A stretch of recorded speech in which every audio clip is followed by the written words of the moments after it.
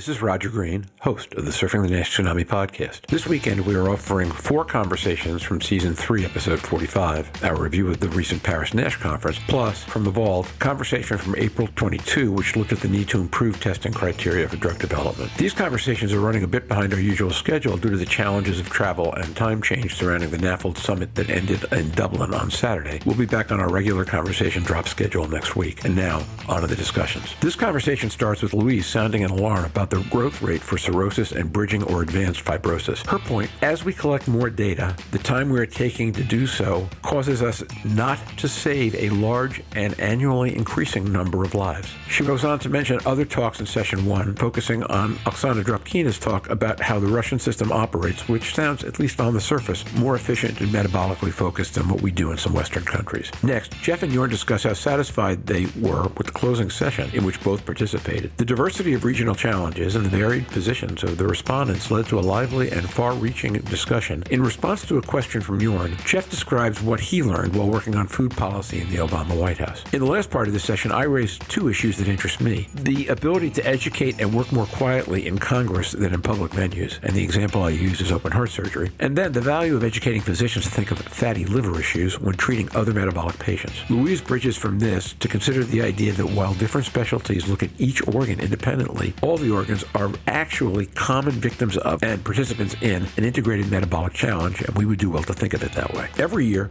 Paris NASH provides some of the strongest scientific content found in any program, coupled with an innovative look at fatty liver disease in the context of world health. This conversation touches on what emerged as some of the high points of a fascinating and important meeting. So, sit back, listen, enjoy, learn, and when you're done, join the dialogue on our LinkedIn discussion group.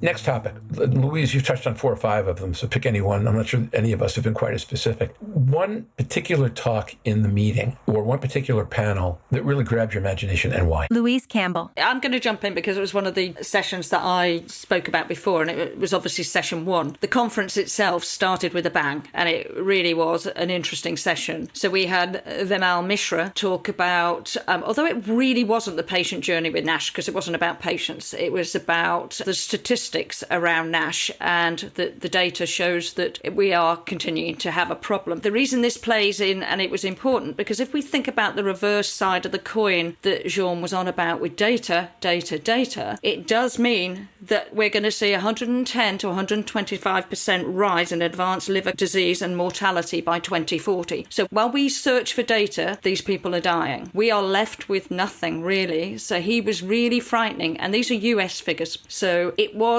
the scale and the level. We can carry on collecting data for the next 10 years, which will take us to 2032. By 2040, we've got a massive problem because obesity is being driven and all of that. So when we talk about finding disease early, we need to do that. Not only did Fayez Zanand talk about the cardiac metabolic factors, he also mentioned that we always look at fibrosis as being an F2 and above being causes of all-cause mortality. He put that into perspective. It's a very minor perspective in all-cause mortality, really. We just focus on the liver side and which part of that fibrosis drives it, which I thought was an interesting aspect. And then I think we had Oxana Drapkina, who did an excellent session on NCD location that Russia do. 18 and above, everybody gets a free health check by the country looking for comorbid systems for NCDs. Now, that would be very easy to add NAFLD because they're looking for type 2 diabetes, and they did a screening ECG, so you could add a screening FibroScan. You assess everybody coming out of adolescence and puberty, and then there wasn't a rescreen if there was no problems until they were 45. This is doable, but the bit that entertained me was the bit about the lifestyle coach. To me, that's a nurse in any other language and in any other area. We have most of those skills and can be done. And when we had the episode the other week, we were talking about low-hanging fruit. You use what you've got, use it better. And these people are skilled, these nurses, these cardiometabolic, these diabetes nurses. But I think the other thing I took away from her was the dietary information. In patients with NAFLD, you only needed to lose 5% body weight. That's a far achievable weight loss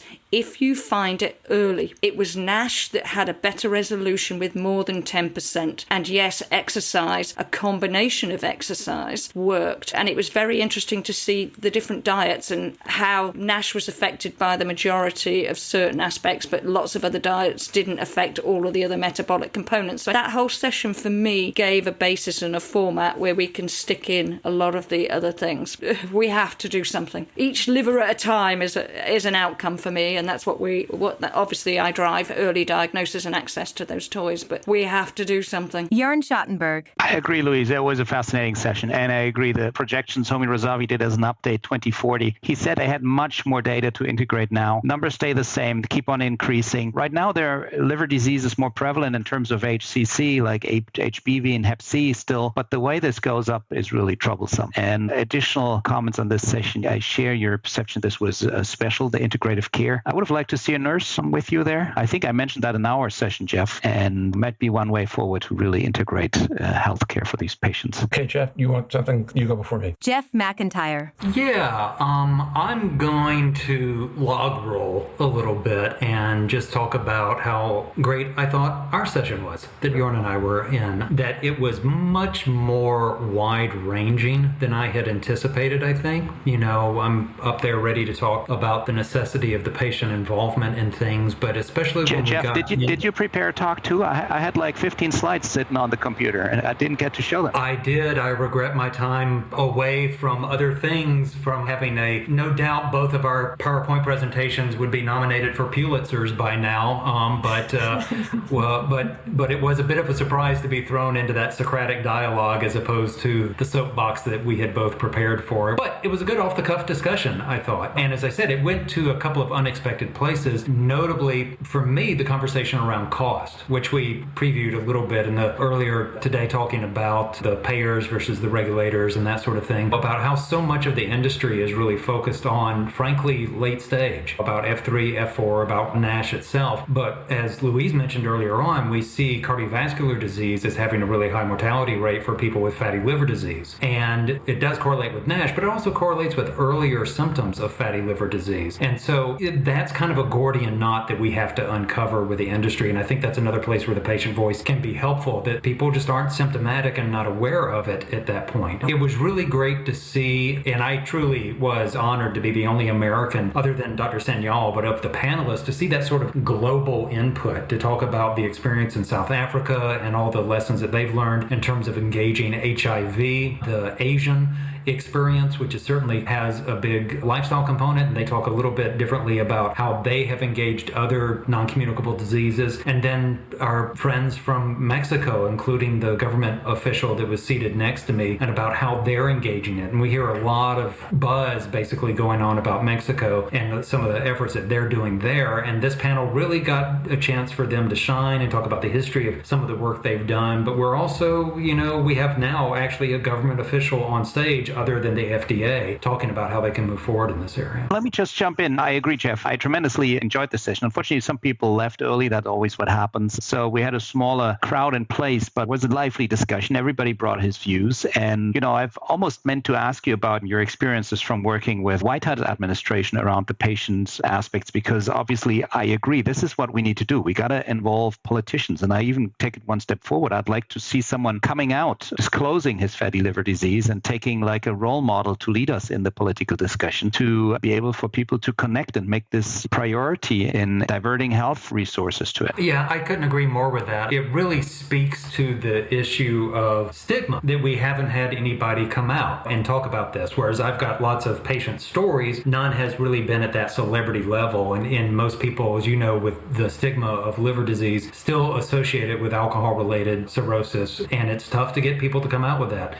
For us working working with the White House was playing to kind of the strengths that I think I have and the trajectory of my career has brought me to, which was previously working in food politics and in working in physical inactivity as part of the Obama White House's Task Force on Childhood Obesity. And so it's almost like where I am now has arrived at the disease state from so much of the social factors that have played out previously on this. And so when we got into the discussions about that there was going to be a White House conference on nutrition, originally those discussions were nutrition, and then we slowly saw the agenda and the conversation through the listening sessions begin to really rotate much more around their priorities, which were going to be mostly sustainability and supply chain. And those are big things. I mean, arguably, sustainability and climate change should be a through line through every discussion everywhere. I don't disagree with that. Supply chain is big on people's minds coming out of the pandemic. There's been a lot of difficulties with that as well. But when you isolate those in terms of the food issues, it really becomes then about, can we find a place to be able to sustain more food and then provide it to those that are in need? And it really says nothing about the type of food. It says nothing about inequities in food. At that point, it essentially becomes a conference on calories, if you will, and less a conference on nutrition, as it might be able to treat a clinical or critical disease of some sort. And so we just started pushing. We had folks within the industry. We had folks that were in startups. There were folks in pharma that actually we had great conversations with as well that all believed in this message. And fortunately, we were able to push in a way to be able to get it mentioned several times in the White House conference report. We're still waiting to see how the agenda comes, but this is part of what's important, is we've got to be able to carry the small stories, the patients, be able to build them up as advocates before their doctor and before the FDA, but at the same time be able to encourage people to work at a higher level, that this is an international issue that we all see coming, and to be able to engage it at both the White House and the backyard. And so to a certain extent, I'd like to say we were lucky that we got it in there, but we had the right time, right place to be able to raise the voice for the White House. And we anticipate, we're not going to let our foot off the pedal with this. We're going to keep pushing forward for more recognition in these places. And eventually we're going to get somebody that's going to come around. Somebody, unfortunately, just the way the statistics are, it's going to happen where somebody will have NASH and have issues from that and will begin to speak out about it. But hopefully it's going to be a voice that can be heard and will be respected and related to worldwide. Chef, 3 thoughts, 2 related to this conversation and 1 my answer to my original question. Here's the first one. Back in the 80s, when I was doing political polling, I had 2 clients who were members of Congress who were also members of something called the Zipper Caucus, which nobody knew about. And the Zipper Caucus, interestingly named, was for people who had open heart surgery. They never went public, but they all knew who they were. They all got together for lunch once a month. In fact, some of them prayed together whenever anybody else was about to have surgery. You found people who prayed for them. And the net result was that anybody working in heart disease knew that that was a group of people you could go to. They were bipartisan. And I don't believe that any of them, to the best of my knowledge, made a point publicly saying, hey, I've had quadruple bypass, I've had pacemaker, I've had any of that. But they all knew. Now, that was a different point in time. Congress was a lot more functional then than it is now. In fact, one of my Democratic clients asked me if I would do polling for a Republican friend of his who we met through the Zipper Club. I don't think you see that a lot in 2022.